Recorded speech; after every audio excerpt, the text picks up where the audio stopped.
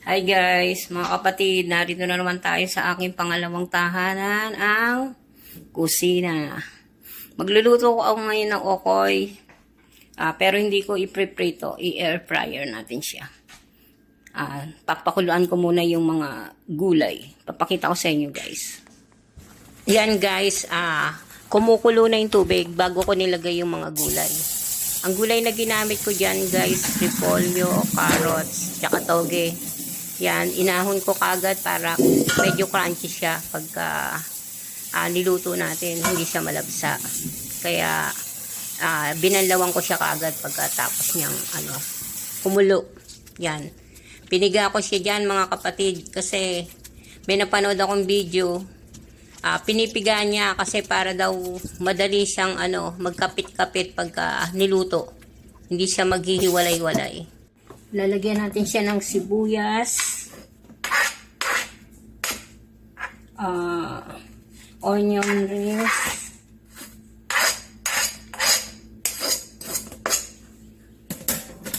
ang ating shrimp,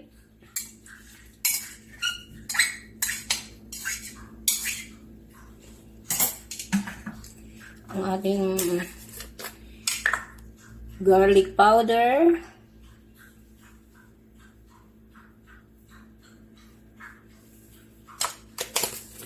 pepper,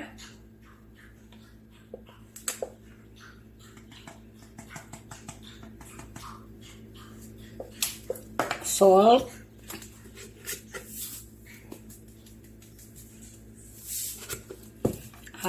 paprika,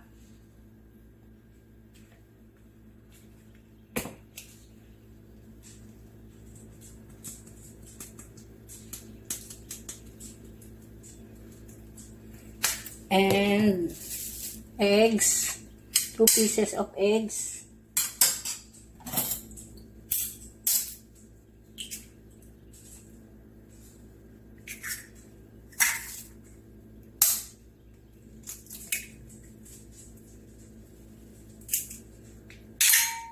and of course flour, all-purpose flour.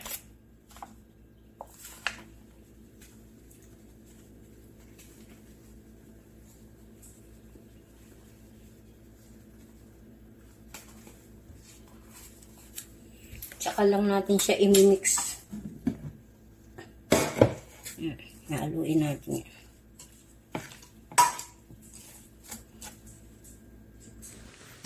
Yan guys. Nilagay ko na siya sa air fryer. Ang oras niyan 10 minutes. Nung inilagay ko.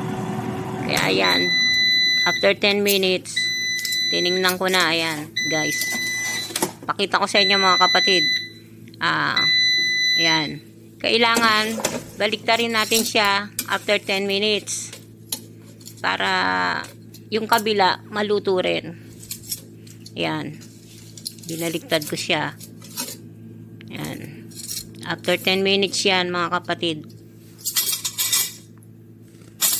Ibabalik ulit natin siya sa kanyang air fryer. At isi-set ulit natin yung oras niya. Ang sinet ko yung oras dyan 12 minutes. Kasi parang hindi gaanong crunchy yung 10 minutes. Sinet ko siya ng 12 minutes. Titingnan na po natin ang resulta ng ating air fryer.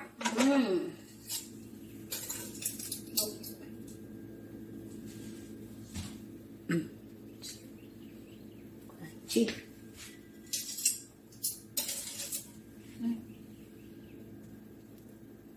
Ngayon, titikman natin siya.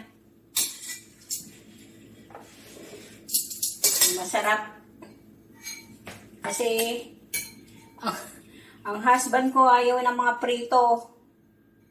Masela ng tiyan, ayaw ng may mantika. Pero pabor din naman sa akin yun kasi ayoko rin ng mantika. Titingnan natin kung uubra pag hindi pinirito.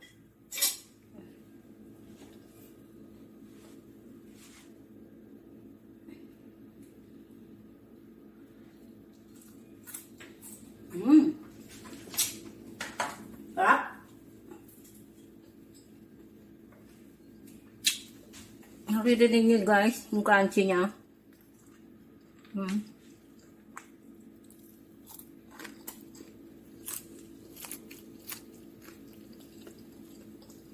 Nakita ninyo, di ba crunchy? Pwede na. Yan na siya guys. Yung iba nakasalang pa. Pero yan ay nagawa ko. Thank you guys sa suporta, sa panonood niyo sa video ko. Maraming salamat. God bless you. Love you all. Bye.